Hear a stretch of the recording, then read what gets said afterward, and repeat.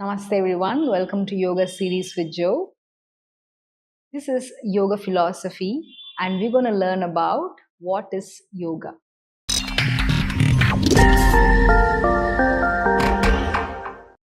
Why I come to yoga practice can be completely different from why another person come to yoga practice. We all have an individual goal on why we actually practice yoga. But there is a definition given about yoga in different scriptures and different texts on what is the real meaning of yoga. And these definitions, interestingly, are not going to be the same. They have different definitions of what yoga is. One of the definition is Yujir Yoge, which is in Dhatupatha, which is the collection of all the Sanskrit roots. So this word yoga comes from this root word yuj, which also means to yoke. So some of them say this English word yoke and the word yuj come from kind of a very similar idea. So what does this yoke mean? Which means union. So if I say yuj is equal to union, then I'm presupposing that it is made of two principles to unite. So union is only possible if there are two principles, right? So in most yoga system, there are different types of yoga system we will explore. One of them is Hatha yoga. Second is Bhakti yoga. Third is Kundalini yoga. There are many yoga systems like this. All these systems use this Yujir Yoga as their concept of union. And what is going to unite? That is what we're going to explore in this video. So in Hatha Yoga principle, we have Yujir Yoga. The union is happening between two principles, which is Prana and Apana. Prana is a air or Vayu, which is helping in doing a lot of activities in our physiological and mental system. So this prana divides itself into 5 pranas inside the body. This prana is also called as life force, or in Chinese system it's called the chi energy. So there are many different understanding of this word prana, but in essence it's called the life energy which sustains life, right? Now in that is called the mukhya prana, the main prana. It divides itself into many different pranas. Some of the book says 10 pranas, some of the book says 5 pranas. So you're going to take it as 5 pranas.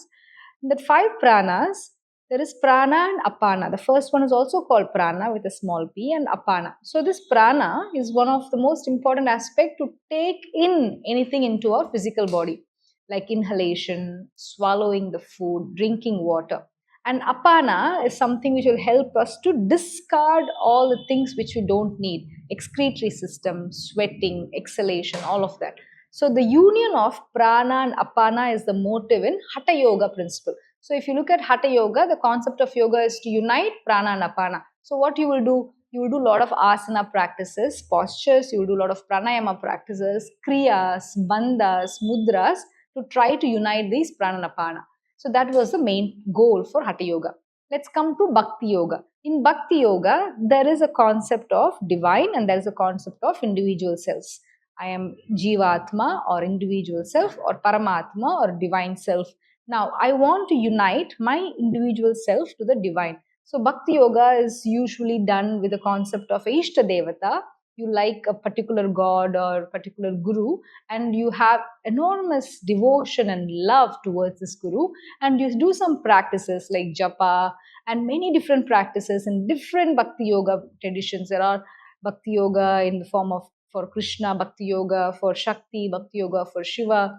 And these kind of Bhakti Yoga practices have different techniques how to unite ourself to the union, to the divine. So this is the Bhakti Yoga concept of union. And there is Kundalini Yoga. Kundalini Yoga predominantly works on the principles of energy, which is raising from the Mooladhara, that is the base of our spine, which is also the root area. From there, from the Kundalini rises, the Shakti energy rises and meets the Shiva principle, which is on top of your head. If you look at this Kundalini yoga system, also there are a lot of kriyas, there are a lot of practices that they do in order to raise this Kundalini higher up, so the Shakti can merge with Shiva. So all of these 3 techniques, 3 types of yoga, Hatha yoga, Bhakti yoga, Kundalini yoga, they talk about yoga in the name of union, the meaning of union. Then there are few other ways to look at yoga.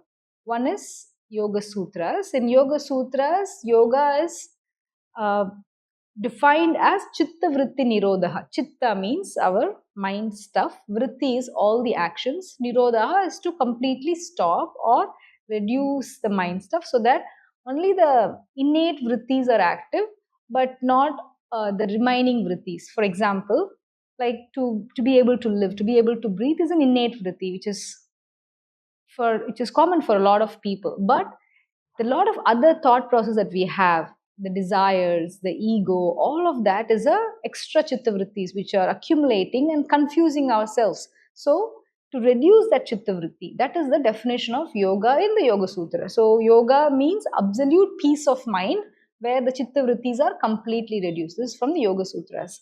And also in Adi Shankara also says he yoga means samadhana, means peace. So these are the few different definitions of what is yoga in different scriptures. And if you look at Bhagavad Gita or Yoga Yagnavalkya or Katha Upanishad, there are many more definitions possible for what is yoga.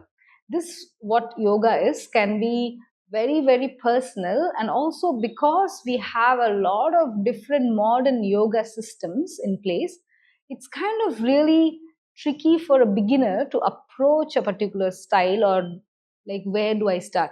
So if you have that kind of a confusion, or you don't know where do I start and from where this process can start, you can choose doing some kind of a physical practice in the beginning. There are a lot of physical yoga practices. When I say physical yoga practice, I'm just purely talking about asanas. So you can try and explore different asana methodology. Like I said, yoga has different types. Now, one of the part of yoga, which is Patanjali's Yoga Sutra, says one of the limbs of yoga is asana. Also, asana has so many different types. So, some of the styles of Iyengar yoga, Vinyasa Krama, Ashtanga Vinyasa, and so many different types of modern yoga styles have come about. So choose a particular style and start with your physical body. The more you move your physical body, you will have a little bit understanding and connection with the body. That is the first level of connection with our own self. And then slowly you can find the connection with the breathing, do a lot of pranayama, and then slowly coming to the mind and then finding the individual self. So this is a very practical tool which is described in Yoga Sutras. But again, to find the right teacher and the right method that is suitable for you will make a lot of difference when it comes to the practice of yoga. I hope you all can find the best teacher for yourself and also a great practice for yourself and do yoga and understand its meaning from different scriptures. And this video is just to be able to give you an insight of what a yoga philosophy is and what definition of yoga is. And it's not something written on stone. There are so many beautiful books available, videos available online. I would like you to go and explore more. And if you have any questions, please leave us in the comments. We'll be happy to share what we know. If you enjoy the content of the video, please like and subscribe. And we have so many different philosophy videos, asana videos, and pranayama videos coming up for you. Please share with your friends and family, and let's all be healthy and happy. And this is Joshna Ramakrishnan. Thank you very much for watching.